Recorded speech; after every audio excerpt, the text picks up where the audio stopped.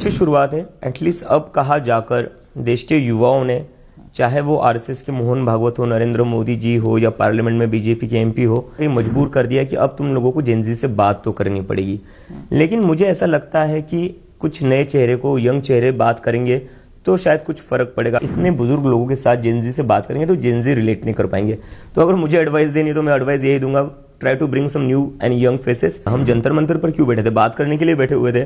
और जैसे ही जेपी नड्डा जी से बात हुई, हल निकल गया, रेजिग्नेशन हो गया। मीटिंग में तो हम सबसे पहले हमारा जो जंतर मंतर पर प्रोटेस्ट हुआ उसमें जो चीज़ें हुई वो डिस्कस करेंगे, कुछ फीडबैक लेंगे हम लोगों से, कैसे और इम्प्रूव कर सकते हैं आगे जाते हुए, आगे की करने वाले चीज़ों में हम कैसे और बेहतर तरीके से चीज़ें कर सकते हैं। और दूसरा ये कि हम अपना ऑर्गेनाइजेशन कैसे आगे बढ़ा सकते हैं, हम अपनी टीम कैसे एक्सपांड कर सकते हैं, और उसके साथ साथ ही आगे का रोड मैप क्या होना चाहिए उसके ऊपर डिस्कशन होने जाने वाला है।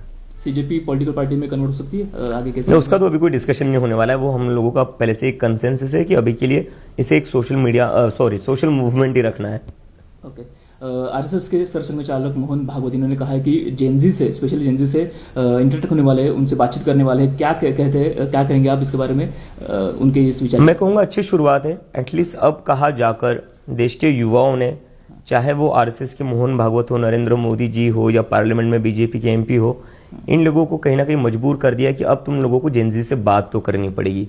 लेकिन मुझे ऐसा लगता है कि कुछ नए चेहरे को, यंग चेहरे बात करेंगे तो शायद कुछ फर्क पड़ेगा, क्योंकि इतने बुजुर्ग लोगों के साथ जेनजी से बात करेंगे तो जेनजी रिलेट नहीं कर पाएंगे।